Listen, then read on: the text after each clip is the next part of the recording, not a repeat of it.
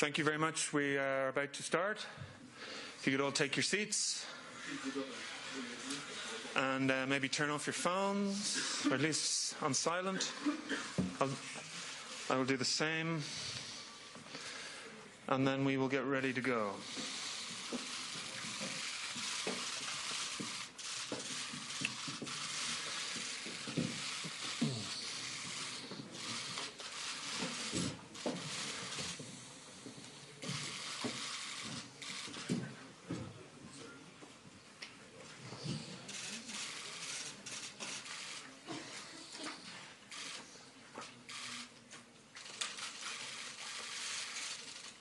Okay, we will also have an opportunity to do this at the end as well, if that's easier. We might just get going now. Okay. Thank you very much. Ladies and gentlemen, you'll have seen the media release that was issued by WADA earlier on today in relation to the decision taken today in Lausanne by the WADA Executive Committee to unanimously approve the recommendation by the Compliance Review Committee in relation to the compliance procedure against Rusia. We'll be very happy to answer your questions here at this press conference. I'll just introduce you. On my immediate right is the Chair of the Compliance Review Committee, Jonathan Taylor QC. Then is the WADA Director General, Olivier Nigli. In the middle is WADA's President, Sir Craig Reedy, and to his right is the WADA President-elect, who will start his term of office on the 1st of January, Witold Banka. And then at the end we have the Director of our Intelligence and Investigations Department, Gunther Junger. So you don't want to hear from me, I'm sure, so I'll pass straight over to President Sir Craig Reedy to say a few words. Thank you. Thank you, James. Good afternoon, ladies and gentlemen. Today, the World Anti-Doping Agency's Executive Committee unanimously endorsed the recommendation made by our Independent Compliance Review Committee that the Russian Anti-Doping Agency be declared non-compliant with the World Anti-Doping Code for a period of 4 years. The CRC recommendation, which was derived from the reports of WADA's intelligence and investigations and external forensic experts, concluded that the Moscow data was intentionally altered prior to and while it was being forensically copied by WADA in January 2018. Therefore, the RUSADA reinstatement conditions, which were agreed by the WADA Executive Committee in September 2018, were not fulfilled, in that the Moscow data was neither complete nor authentic. Along with the recommendation, the Executive Committee endorsed a series of strong consequences and conditions of reinstatement in accordance with WADA's International Standard for Code Compliance by Signatories, the ISCCS, which took effect in April 2018. The consequences include the banning of Russia from the Olympics, Paralympics and World Championships run by all code signatories for 4 years, and the banning of Russia hosting any of these major events within that time frame. This is a ban against Russia that protects the rights of Russian athletes by allowing re-entry for major events to those that are able to demonstrate that they are not implicated in any way by the non-compliance. The decision is designed to punish the guilty parties and send the message that it will not be tolerated. It stands strong against those who cheated the system while protecting those who did not. Today's outcome is thanks to the agency's robust investigatory capability, the vision of the Compliance Review Committee, and WADA's recently acquired ability to recommend meaningful sanctions via the compliance standard, which was not available the last time Rusada was declared non-compliant. These strengths combined have enabled the Executive Committee to make the right decision at the right time. For too long, Russian doping has detracted from clean sport. The blatant breach by the Russian authorities of Rusada's reinstatement conditions, approved by the Executive Committee in September 2018, demanded a robust response. Russia was afforded every opportunity to get its house in order and to rejoin the global anti-doping community for the good of its athletes and for the integrity of sport, but it chose instead a different route. WADA will now send a formal notice to Rusada asserting non-compliance with the requirement to provide an authentic copy of the Moscow data and proposing the consequences to come into effect on the date on which the decision that Rusada is non-compliant becomes final and to remain in effect until the 4th anniversary of that date. Rusada has 21 days to accept this decision, or else it will appear before the Court of Arbitration for Sport, at which point WADA will have to justify this assertion of non-compliance. On behalf of the Executive Committee and of the many stakeholders that supported the CRC recommendation, I would like to thank the members of the CRC for their expert and considered recommendation, as well as WADA's Intelligence and Investigations Department and the forensic experts for their skill, their diligence and perseverance in getting to the bottom of a highly complex case. I'll stop there, James. Okay, thank you very much, Sir Craig. President-elect Banca, I call upon you also to say a few words. Okay. Thank you, James. Good afternoon. Thank you for the opportunity to make a short statement. Just briefly, first of all, I would like to thank Ginter, Jonathan and whole Intelligence and Investigations WADA team and as well as Compliance Review Committee for their exceptional and tremendous work. Thank you very much for your efforts. I would like to highlight that today's decision is very important for the future of anti-doping system and also will strengthen the credibility of WADA. It is very important that those recommendations were approved by all the EXCO members, and it's also worth mentioning that previously this decision was consulted in different regions. A couple of days ago in Europe we had a Kahama meeting where all European countries, members of Council of Europe, of course except Russia, supported those recommendations. Overall, having anonymous decision today is a good sign for the future of anti-doping. What is important in today's decision is that we are really sanctioning those who are responsible for these manipulations and leave doors open for those who had nothing to do with doping scandal in Russia, clean, innocent athletes.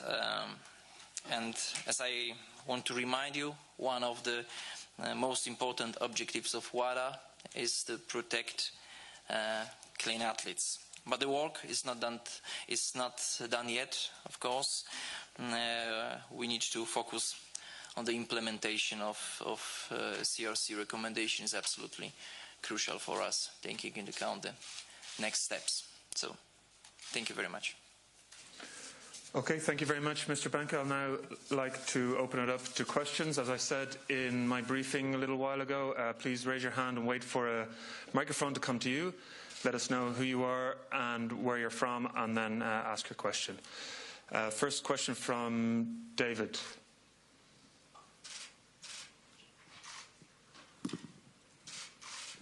Thank you, James. David Owen from Inside the Games. It's a question for Jonathan and possibly Gunter. If I can read it. You said in the WADA press release, Jonathan, that WADA now has the names of all suspicious athletes in the LIMS database thanks to the painstakingly forensic nature of the investigation. That includes the athletes whose data was manipulated or even deleted, including the 145 athletes within WADA's target group of most suspicious athletes. Does that mean that if this process confirms the decision of today, that you will be able to keep those 145 athletes out of the Olympic Games and Paralympic Games? And will you at some point be able to name them so that people like us will be able to check that they're kept out? Thank you. Thank you for the question, David. The answer to your question is yes, we do know who those athletes are, the 145 and any further athletes, and therefore they will be kept out of the Games if they're still competing. Remember that the LIMS data relates to testing done in 2012 to 2015. So it may or may not be that they're still competing, but if they are, then that will be a block to them using the mechanism provided for to participate in the Games. As to whether or not their names will be made public moving forward, that will depend. It's not something we've specifically focused on. It will depend on due process. It will depend upon whether or not further evidence can be obtained and proceedings can be brought against them. On the first point, you can be sure that they will not participate in the events. On the second point, I think we'll have to watch and wait on that one. Tarek?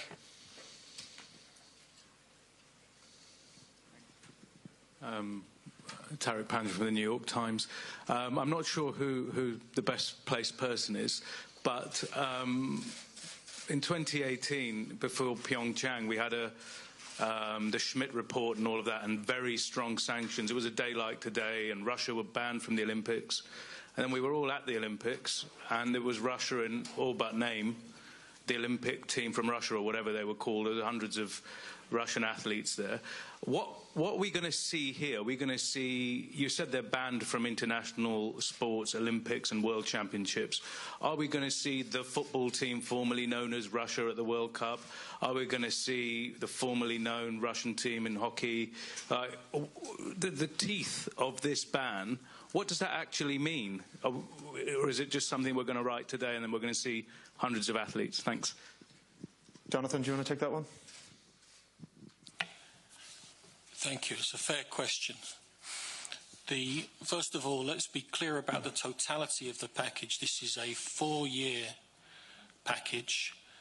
It relates to a number of different things. I'll come to participation in events in a moment, but hosting of events for 4 years, plus bidding for events in the next 4 years, which means there won't be events in Russia for longer than 4 years.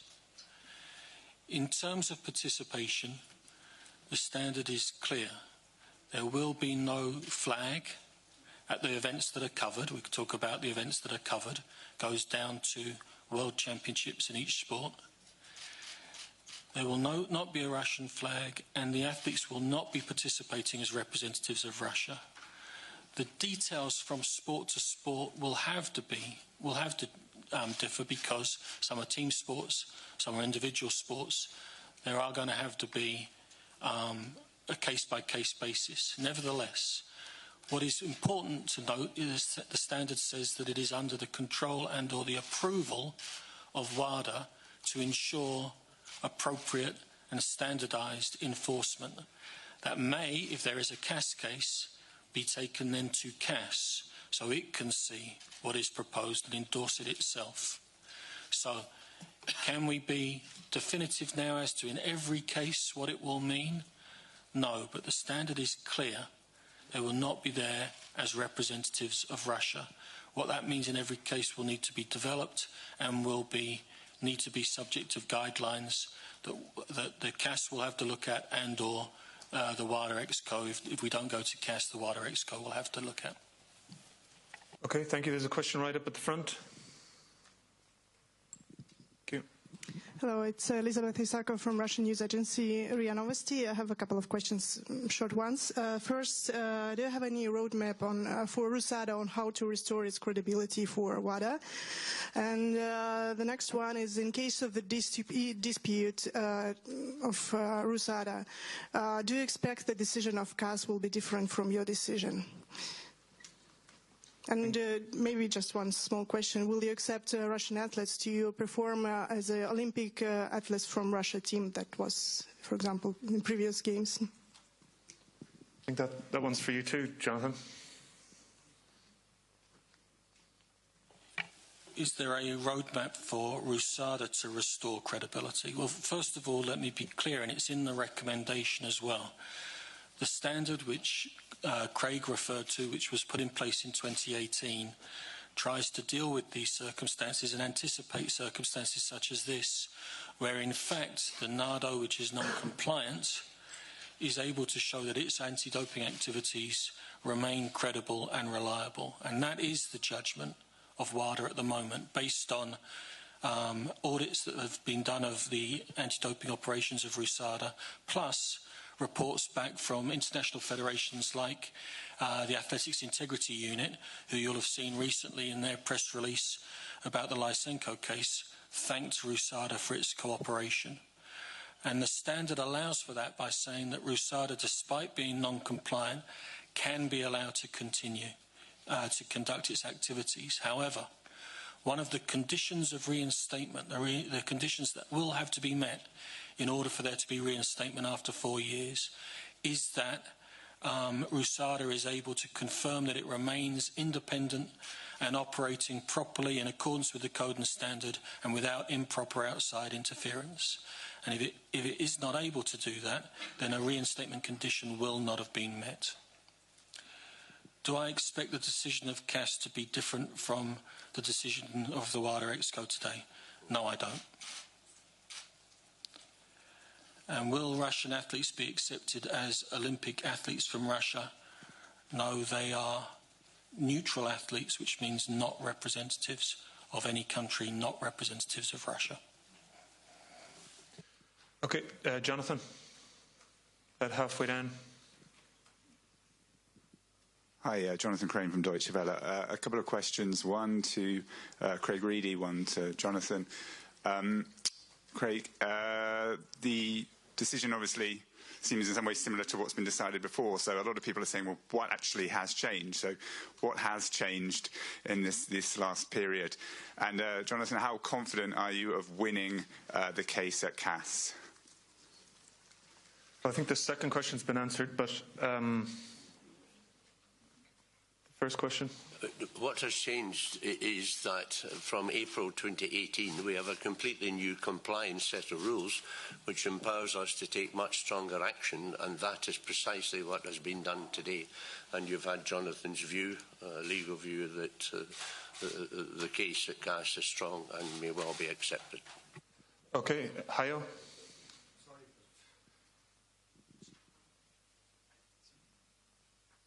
Thank you, James.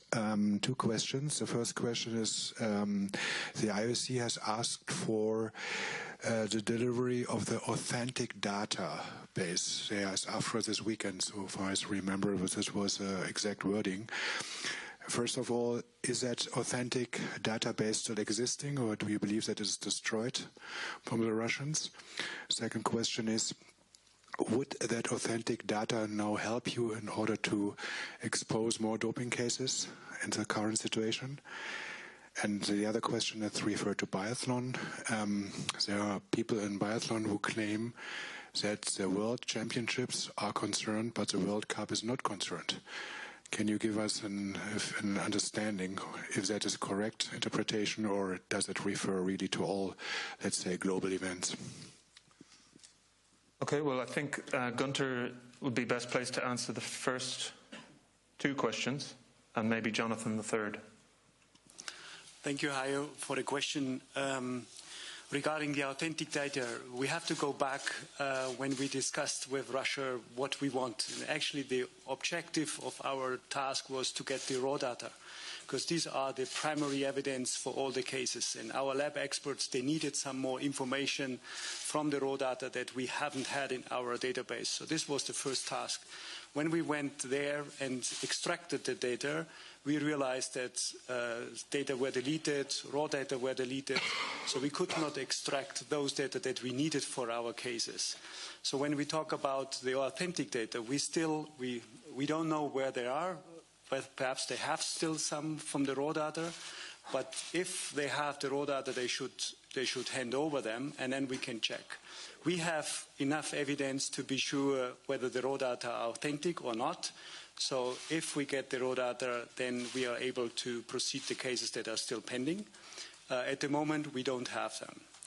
The second question was more or less the same like I just said, that the raw data are the most important thing, because they have some more information that the database has, and therefore we are keen on getting these ones. But so far we haven't received those. So what we know is that there are a majority of raw data have been deleted since 2016. Yeah. Okay, Jonathan. In relation to biathlon, the standard talks about and the decision talks about world championships. And it depends, each sport is different as to how it defines its world champion. My understanding in biathlon is there are World Cups, but it is the world champion, the biathlon world championship, that determines the world champion. So that's the distinction. If that's the case, it is the event that decides the world champion that is covered by the ban. So, for example, in football, they have a World Cup. It is the World Cup that decides the world champion, so that is what would be covered. It is the event that determines who is the world champion. Okay, Brian, did you have a question? Yeah. Brian and then Graham. Brian Hope from Reuters. Just to clarify, can you say whether this means that Russia will or will not be able to play at the 2022 World Cup in Qatar? Well, assuming they qualify. I don't know if they're going to qualify. If they qualify, then they can't. A team representing Russia cannot participate, but a team of neutral, if there's a mechanism put in place, then they can apply to participate on a neutral basis, not as representatives of Russia. And in a team context, how that works is going to have to be worked out on a case-by-case basis. But the answer is no Russian flag, not as representatives of Russia. Okay, Graham? I think you wanted to follow up. Sorry, go ahead, Brian. Do you have a follow-up? Would the decision be down to FIFA or down to WADA? The signatory in each case has to implement the decision. And in terms of if they want to put in place a mechanism to allow this mechanism for athletes who can prove they're not tainted, they can do that. WADA has to either control or approve that mechanism. So they're going to have to work together. But what is very clear, it's one of the new things that the new standard brings in, is that once this is a final decision, everyone is bound by it, everyone has to implement it.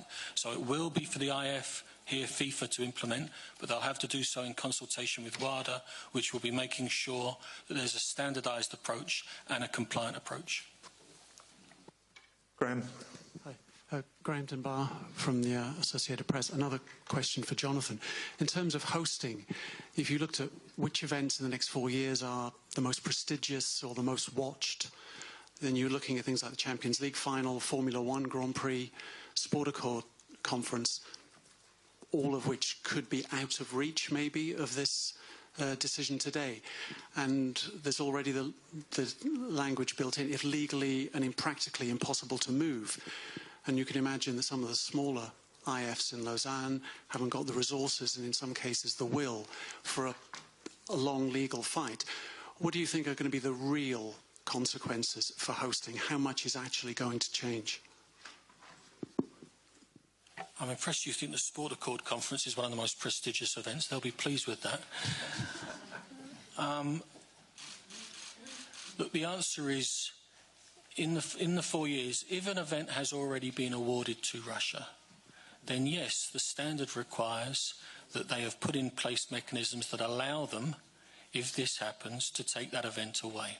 There will be practical issues, and we can't ignore those. So, for example, the recommendation already says that the Youth Olympics in Lausanne in January are not covered, because even if the decision was in effect today, there wouldn't be time to implement mechanisms to implement it properly. So we have to have some flexibility. But there are a number of important events in the next 4 years, and it's not just events in the next 4 years. It's any event that comes up for bidding in the next 4 years. And it's not that they must do everything possible not to grant those events to Russia. It is that they must not grant those events to Russia. So what has changed? The rules are tougher and tighter because we learnt from some of the difficulties that were caused the first time round. As to which events, you have to get the calendar out. I'm sorry, I can't pick them out for you. But remember, it's not just those staged in the next 4 years, it's those that are bid for in the next 4 years as well. Also, the 2032 Olympic Games, they cannot bid to host that. Eric? And then Martha. Bonjour. Hi, Eric Bernaudot, Agence France Presse.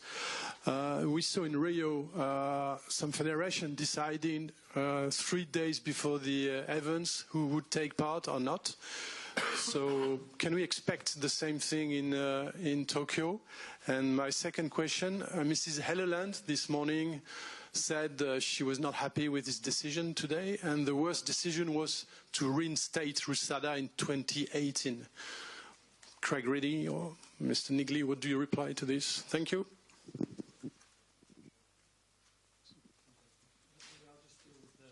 The first point.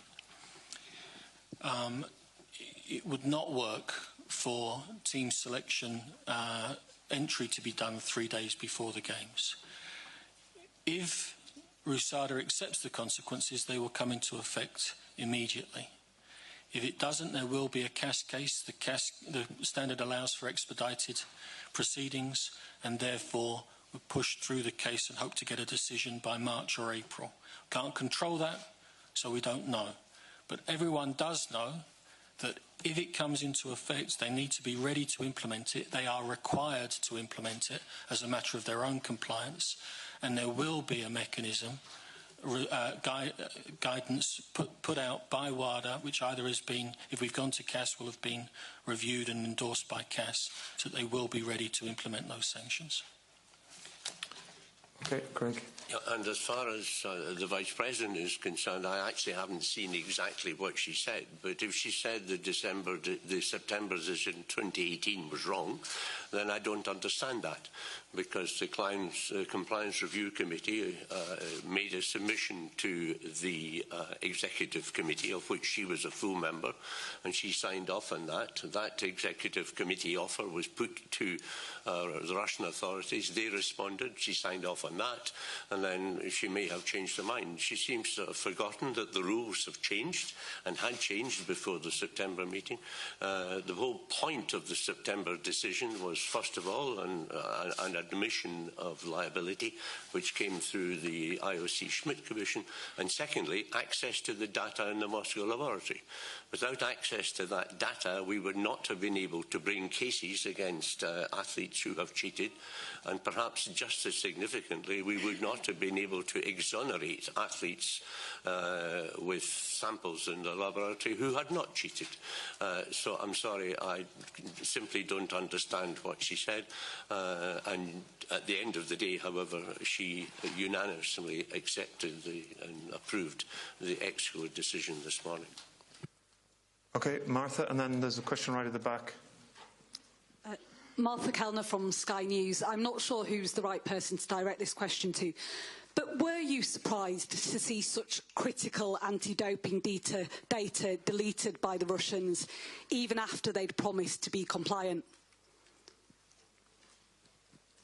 Who wants that one? Craig? The answer is yes. Surprised. I mean, why would we place an offer before the Russian authorities to break the deadlock that existed between WADA and Russia? The assumption was that we were waiting entirely for Russia to accept the McLaren report.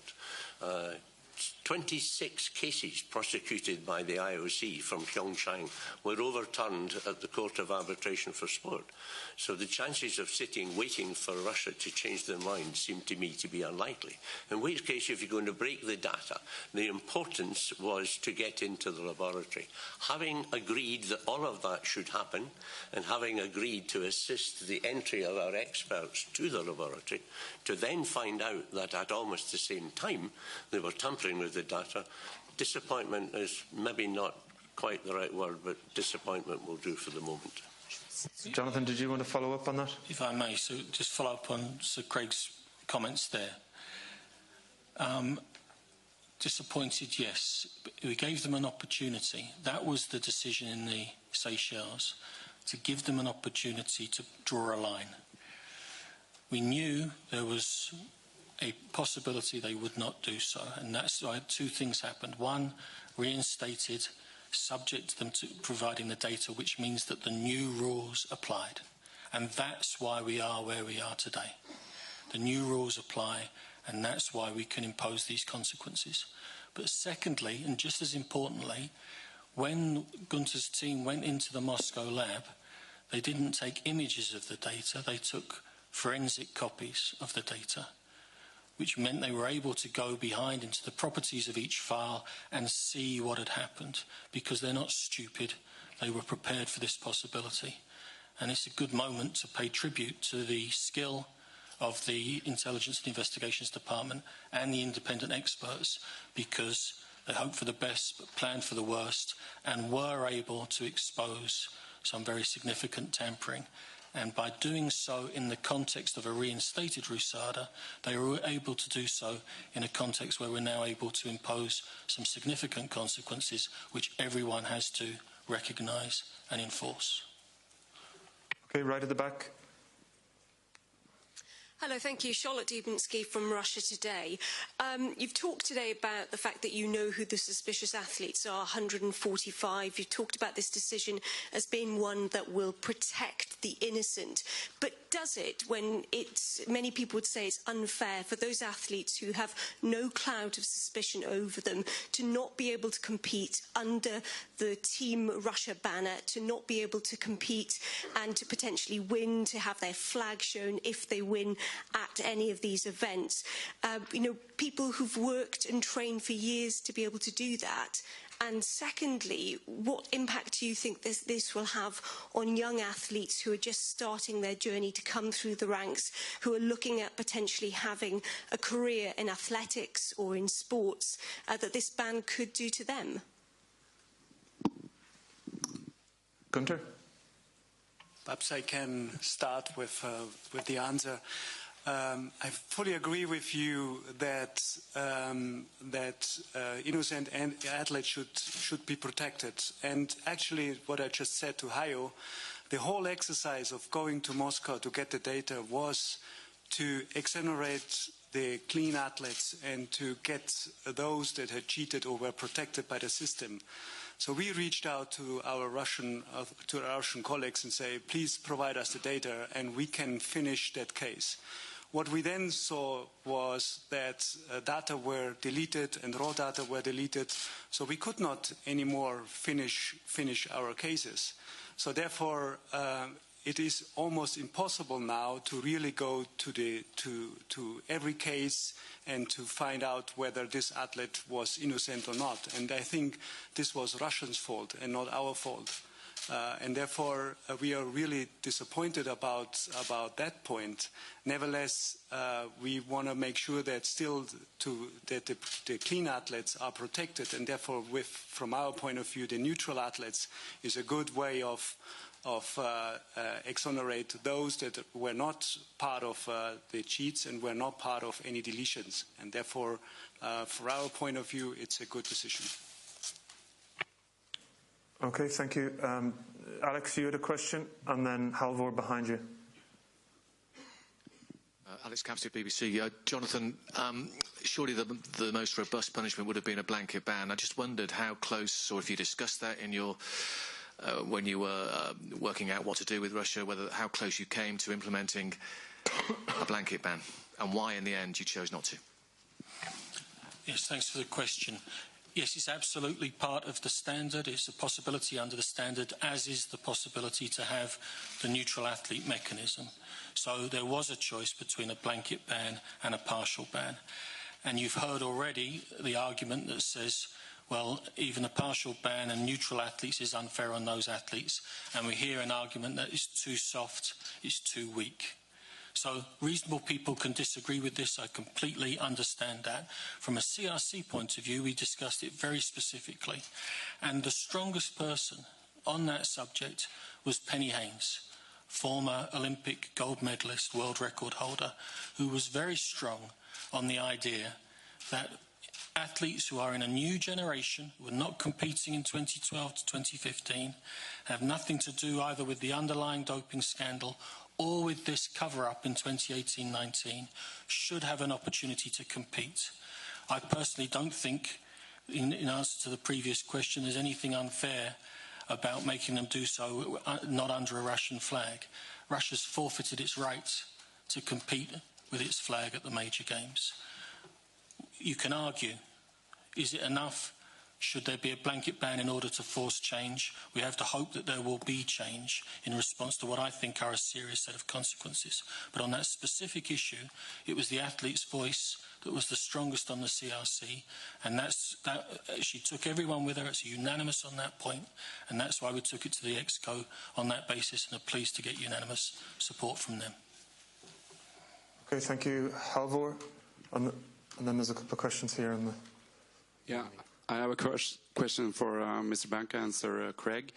Jonathan mentioned that you can argue, is it enough with this kind of sanctions? I'd like to ask you guys, is it enough, or would you rather have a blanket ban? As president of the organisation, as chairman of the executive committee, we have to rely entirely on the processes that we have put in place.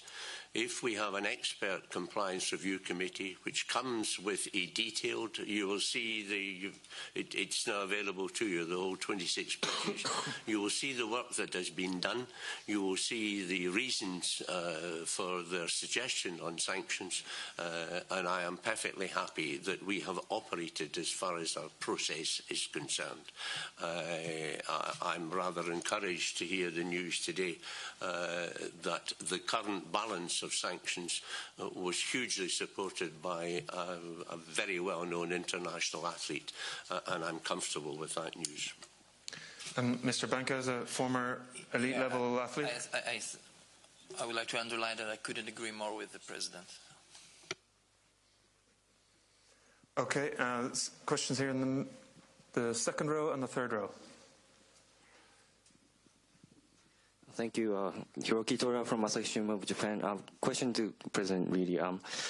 A few days ago, there was an Olympic summit, and I believe you made some explanation to the IOC and the other organization. What kind of explanations did you make, and did everybody was on board with all the package that the CRC recommended today? Thank you. I was invited to attend the Olympic Summit towards the end of the agenda. I was asked to report on current activities from WADA, which in the main consisted of the reports from the Sixth World Conference on Doping in Sport in Katowice in Poland, on some additional work that we had been doing with the developments of the ADAMS system. And when it got round to, and they actually were kind enough to say, could I think of any highlights over the last 6 years as president of the organisation? And when it came to questions and points made, everybody in the room said that they supported the balance of, if I could put it this way, the balance of sanctions that have been opposed. That they were very keen that there should be firm action taken against those who have broken the rules, and there should be protection for those who clearly have not. So to that extent, I then left the the summit. But it would be fair to say that you can work it out yourself. If there's a unanimous decision this morning, then the sports movement was unanimously in favour of it. Okay, question there.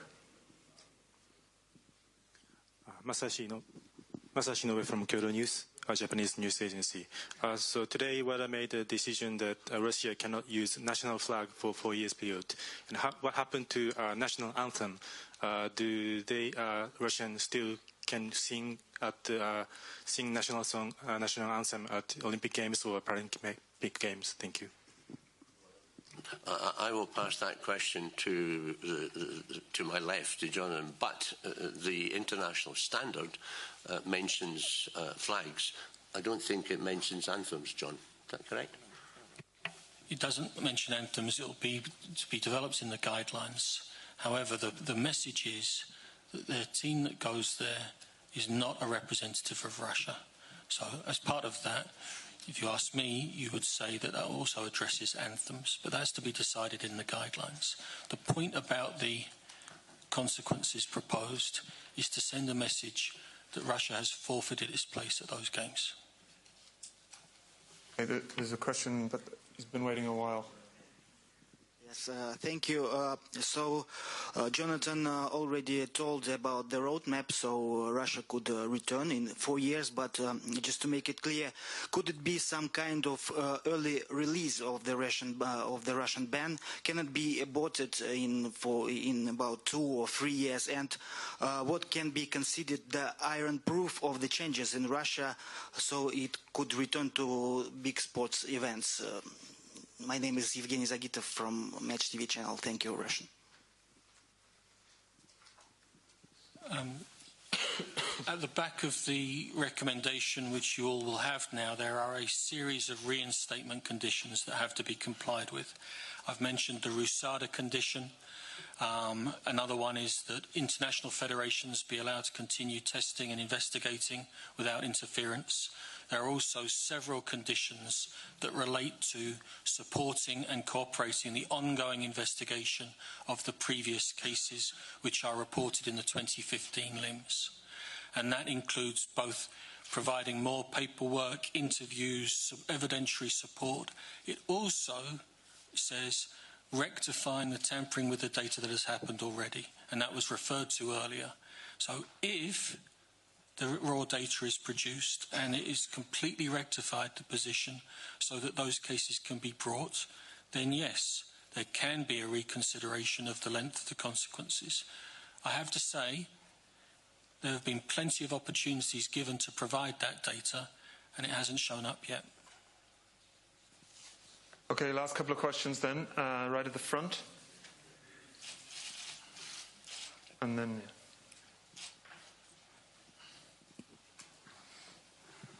Hello, Artem Kuznetsov, TASS News Agency. Thank you for this opportunity. I have 4 questions. First of all, I would like to ask you about 145 athletes. You just mentioned that you know their names. So could you clarify how many of them still compete? I mean, still active athletes? Half of them? 1/3 of them? I don't know. The second question, are you sure that CAS will make decision before the Olympics in Tokyo if RUSADA will disagree with you? The third one, do you expect that some international federations will appeal against your decision? And the fourth one, what about Russian supporters, Russian fans?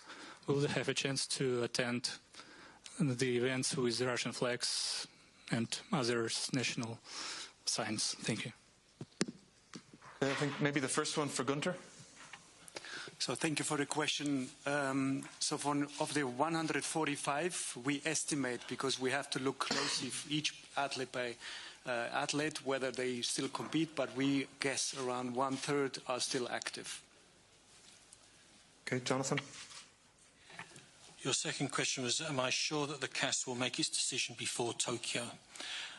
No, I can't be sure. The standard says it has to be an expedited proceeding. One possibility is that it is dragged out deliberately or otherwise so that it doesn't cover Tokyo. If that happens, then because it is a rolling 4-year period that starts when the decision becomes final, it will cover Paris instead. So it will be up to the Russians to decide which they want to have covered, Tokyo or Paris. Will IFs appeal against the decision? Well, first of all, if Rusada disputes it, then WADA takes it to CAS. IFs, others affected by the decision, can intervene. If Rusada accepts the decision, it becomes final, but as you say, IFs and others affected by the decision can appeal the decision. Will they? I've got no idea. It's up to them to decide whether the impact on them is something that they think that they should or shouldn't challenge. Let's remember, though, the international standard was agreed unanimously just in 2018, and that decision by IFs to say we will not grant our events to countries that are non-compliant is part of their commitment to the solidarity of the anti-doping movement. Having made that commitment, I wouldn't expect them to resolve from it now. Okay, last question. Thank you. Are fans bringing...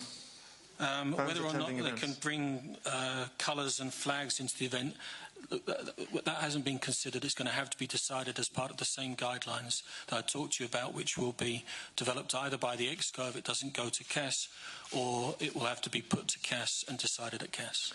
Okay, thank you. Last question. Christoph Becker, Frankfurter Allgemeine Zeitung. This goes back to what Graham asked earlier. It's going to Jonathan. It's basically, the question is there a clear-cut definition of what constitutes a major event under these sanctions? And if so, which one is it? And to use the most easygoing example, I guess, why is the Euro 2020 Football Championship not a major event? Is that because UEFA is not a signatory to the WADA Code? And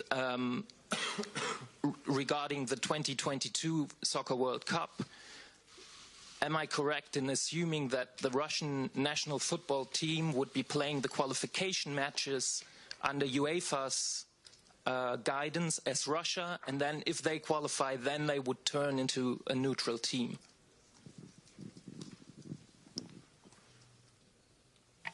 Okay, in terms of the definition of major event, if you look at paragraph 54 of the recommendation, it covers that major event was a shortcut in the press release.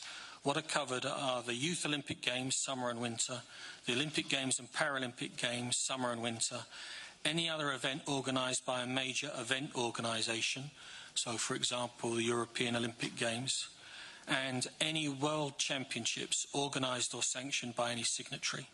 That's what it says in the standard is the starting point, and it was decided to stick with that, not go beneath it to European Championships, which is why the Euros aren't covered, but to cover the event that covers the world, that determines the world champion. In football, the World Cup determines the world champion.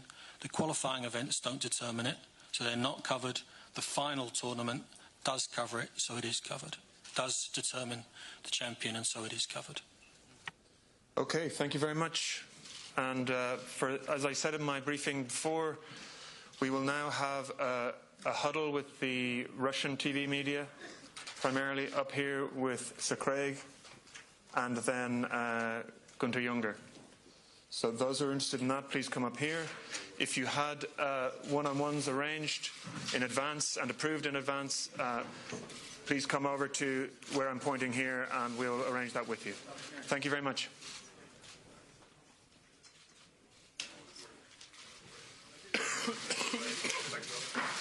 Yeah.